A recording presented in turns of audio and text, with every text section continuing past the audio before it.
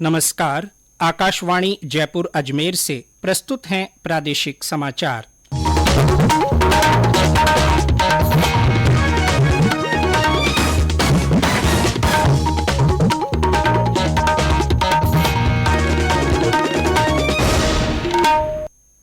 मुख्य समाचार। प्रधानमंत्री नरेंद्र मोदी ने कहा, देशवासियों ने मन की बात कार्यक्रम को जन भागीदारी की अभिव्यक्ति का अद्भुत मंच बना दिया है। प्रधानमंत्री की भारत को स्वच्छ बनाने में प्लास्टिक थैले की जगह कपड़े के थैले उपयोग करने की अपील। राष्ट्रपति द्रौपदी मुर्मू कल बीकानेर में 14वें राष्ट्रीय संस्कृति महोत्सव का उद्घाटन करेंगी। राज्यपाल कलराज मिश्र का विद्यार्थियों से बेहतर ज्ञान अर्जित कर राष्ट्र और समाज के विकास में योगदान देने का आह्वान। और रणथंभौर किले में बाघ और बाघिन के मूवमेंट को देखते हुए वन विभाग की गणेश मंदिर और अन्य मंदिरों में 2 दिन दर्शन कार्यक्रम टालने की अपील।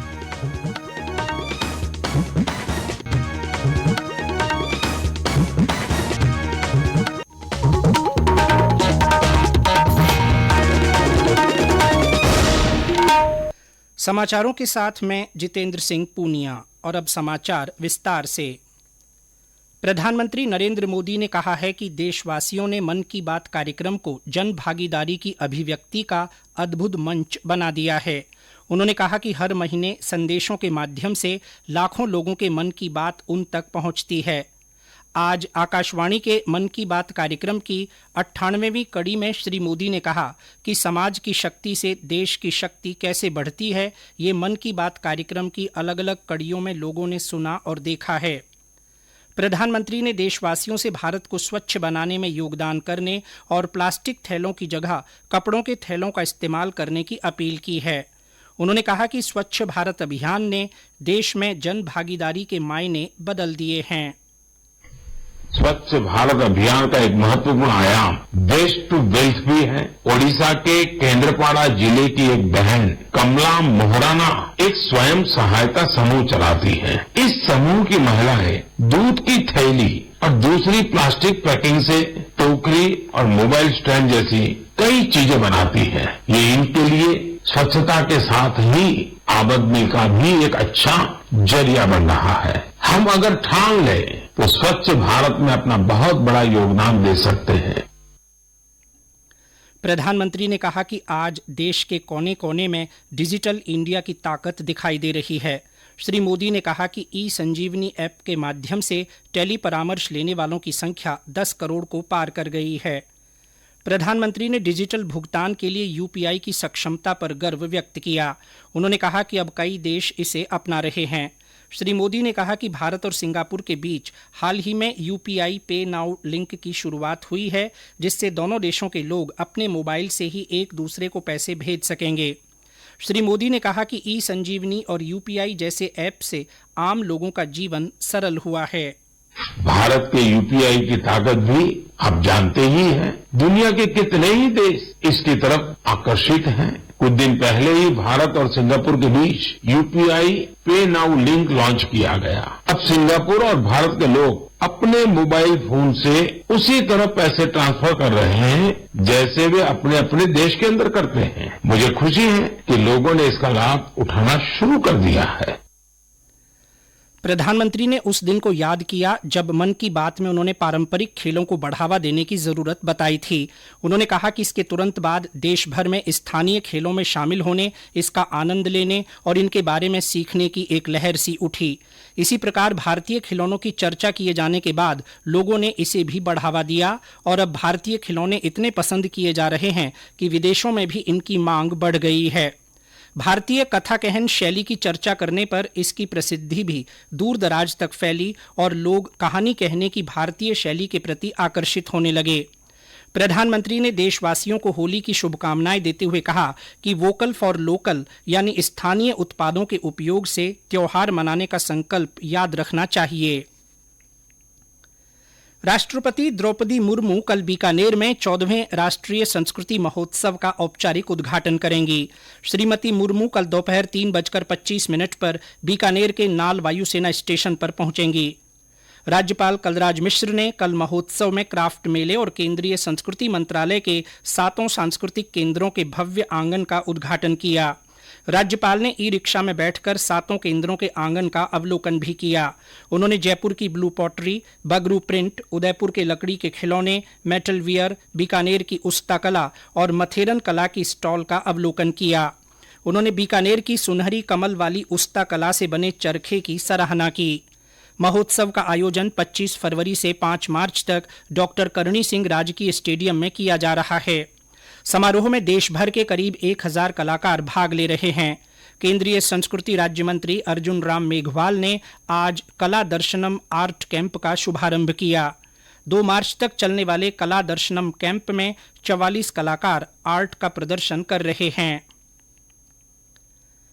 W20 यानी महिला 20 की 2 दिन की बैठक कल से महाराष्ट्र के छत्रपति संभाजी नगर में शुरू हो रही है। बैठक का विषय है महिला नेतृत्व में विकास के लिए स्त्री पुरुष समानता और मर्यादा की आकांक्षा। G20 के आधिकारिक समूह की इस पहली बैठक का उद्घाटन केंद्रीय महिला और बाल विकास मंत्री स्मृति ईरानी करेंगी। जानी मानी शिक्षाविद और संगीत नाटक अकादमी की अध्यक्ष डॉक्टर संध्या पुरेचा बैठक की अध्यक्षता करेंगी। इस आयोजन में G20 देशों, अतिथि देशों और अंतर्राष्ट्रीय संगठनों के 150 से अधिक प्रतिनिधि शामिल होंगे। इसके बाद 13 और 14 अप्रैल को जयपुर में W20 की बैठक होंगी। ये समाचार आकाशवाणी जयपुर अजमेर से प्रसारित किए जा रहे हैं। समाचारों में आपका फिर स्वागत है। केंद्रीय स्वास्थ्य और परिवार कल्याण तथा रसायन और उर्वरक मंत्री मनसुख मांडविया ने कहा है कि भारतीय फार्मा उद्योग में उच्च गुणवत्ता और वैश्विक मानकों का पालन सुनिश्चित किया जा रहा है। आज हैदराबाद में 2 दिन के चिंतन शिविर का उद्घाटन करते हुए उन्होंने कहा कि केंद्र और राज्य सरकारें, निजी क्षेत्र और विभिन्न एजेंसियां फार्मा उद्योग में उच्च गुणवत्ता और विनिर्माण प्रक्रिया में विश्व मानक सुनिश्चित कर रही हैं। श्री मांडविया ने कहा कि इससे विश्व की फार्मेसी के रूप में भारत की प्रसिद्धि बरकरार रहेगी। उन्होंने कहा कि चिंतन शिविर स्वास्थ्य और फार्मा क्षेत्र के लिए एक मजबूत नियामक प्रणाली की ओर बढ़ने में मददगार होगा। विभिन्न राज्यों और केंद्र शासित प्रदेशों के स्वास्थ्य सचिवों और औषध नियामकों समेत स्वास्थ्य क्षेत्र के विशेषज्ञ इस चिंतन शिविर में शामिल हो रहे हैं। केंद्रीय सूचना और प्रसारण मंत्री अनुराग ठाकुर ने देश में मादक पदार्थों के बढ़ते मामलों पर चिंता व्यक्त की है। आज हैदराबाद के कोट्टूर में श्री रामचंद्र मिशन हार्टफुलनेस दाजी के अध्यक्ष के साथ एक ध्यान सत्र के बाद श्री ठाकुर ने कहा कि फिटनेस पर सबको ध्यान देना चाहिए। नशा करने वालों को समाज की मुख्य धारा में शामिल करना चाहिए और लोगों को नशे से दूर करना चाहिए। श्री ठाकुर ने कहा कि आयुर्वेद और अन्य पारंपरिक तरीकों से कई समस्याओं का समाधान किया जा सकता है और ध्यान इनमें से एक है। उन्होंने कहा कि ध्यान से स्वास्थ्य, खुशी और शक्ति मिलती है। श्री ठाकुर ने कान्हा शांति वन में अंतर्राष्ट्रीय खेल केंद्र का भी उद्घाटन किया। भारत ने पिछले वर्ष अप्रैल से दिसंबर तक की अवधि में 52 करोड़ 38 लाख डॉलर के प्याज का निर्यात किया है। यह वर्ष 2021 की इसी अवधि की तुलना में 16% अधिक है। केंद्रीय वाणिज्य और उद्योग मंत्रालय ने कहा है कि केवल प्याज के बीज के निर्यात पर प्रतिबंध है और इसका विदेश व्यापार महानिदेशालय की अनुमति से ही निर्यात किया जा सकता है। राज्यपाल और कुलाधिपति कलराज मिश्र ने कहा है कि शिक्षा का मूल अर्थ ही अपने आप को जानते हुए सच की राह पर चलना है और नई शिक्षा नीति का आधार भी यही है। इसमें शिक्षा को इस तरह से बनाया गया है जिससे विद्यार्थी रोजगार पाने के योग्य बनने के साथ साथ रोजगार देने में समर्थ बन सकें। राज्यपाल ने आज बीकानेर के महाराजा गंगा सिंह विश्वविद्यालय के 7वें दीक्षांत समारोह को संबोधित कर रहे थे। इस अवसर पर उन्होंने कहा कि हर विश्वविद्यालय ऐसे नवाचारों को अपनाएं जिससे वहां पढ़ने वाले विद्यार्थी स्थानीय संसाधनों का समुचित उपयोग करने के साथ साथ वैश्विक रूप से अपने आप को समर्थ बना सकें। दीक्षा समझने की जरूरत। दीक्षा शिक्षा का अंत नहीं है। दीक्षा की ओर जो अंत शब्द आया है उसका गहरा अर्थ है। ये साहब है ज्ञान का कोई अंत नहीं। जितना आप पढ़ेंगे, अनुभव से सीखेंगे, उतना ही आगे बढ़ेंगे। इसलिए शिक्षा ज्ञान का एक बड़ा मात्र है। इस बड़ा से आगे जीवन में एक ढंग से प्रारंभ होता है। शिक्षा जितना हमारा जो एक मूल बन रहा है वह शिक्षा आदि सेवा ज्ञान अर्थात आप और कार्य पूर्ण हो गया है। आपने जो ज्ञान प्राप्त किया है उसका उपयोग समाज और राष्ट्र की सेवा हेतु करें, यही शिक्षा का लक्ष्य होना चाहिए। राज्यपाल ने इस दौरान विश्वविद्यालय द्वारा प्रकाशित विभिन्न पुस्तकों का भी विमोचन किया। दीक्षांत समारोह में स्नातक और स्नातकोत्तर के उत्तीर्ण 1,11,990 अभ्यर्थियों को उपाधि दी गई। उन्होंने 57 अभ्यर्थियों को स्वर्ण पदक भी दिए। राष्ट्रीय स्वयंसेवक संघ आरएसएस की ओर से डूंगरपुर के भेमई में आयोजित 3 दिवसीय अखिल भारतीय ग्राम विकास और प्रभात ग्राम सम्मेलन आज संपन्न हुआ। इस अवसर पर सरसंघ चालक डॉक्टर मोहन भागवत ने कहा कि ग्राम विकास का काम सबसे पहले ग्रामवासियों की सोच से शुरू होता है। सवाईमाधोपुर के रणथंभौर किले में पिछले कई दिनों से बाघ और बाघिन का मूवमेंट बना हुआ है। इसको देखते हुए वन विभाग ने त्रिनेत्र गणेश मंदिर और अन्य मंदिरों के दर्शनार्थियों और पर्यटकों से अगले 2 दिन के लिए मंदिर में आने का कार्यक्रम टालने की अपील की है। उप वन संरक्षक मोहित गुप्ता ने बताया कि 22 फरवरी से दुर्ग में 32 खंभों की छतरी के पास बाघिन ने नर सांभर और हिरण का शिकार किया था। इसके बाद कैमरा ट्रैप लगाकर मॉनिटरिंग की जा रही है। दुर्ग परिसर में बाघ को भी विचरण करते देखा गया है। गुजरात में राजकोट के पास आज दोपहर भूकंप के झटके महसूस किए गए। राष्ट्रीय भूकंप विज्ञान केंद्र के ट्वीट के अनुसार दोपहर 3:21 पर 4.3 तीव्रता का भूकंप रिक्टर स्केल पर दर्ज किया गया। हालांकि इससे जानमाल के नुकसान की कोई सूचना नहीं है। भूकंप का केंद्र राजकोट से 270 किलोमीटर दूर उत्तर पश्चिम में जमीन से 10 किलोमीटर नीचे बताया गया है। आकाशवाणी समाचार जयपुर ने अपने श्रोताओं में मोटा अनाज के प्रति जागरूकता के लिए संदेश श्रृंखला शुरू की है। इसमें श्रोता संदेश भेजकर बता सकते हैं कि वे अपने भोजन में मोटा अनाज किस तरह काम में लेते हैं। आज का संदेश बाड़मेर जिले के नागड़दा गांव के श्रोता गणेश कुमावत ने भेजा है। उन्होंने बताया है कि बाजरे में iron, zinc, vitamin B3, B6, B9 प्रचुर मात्रा में पाया जाता है।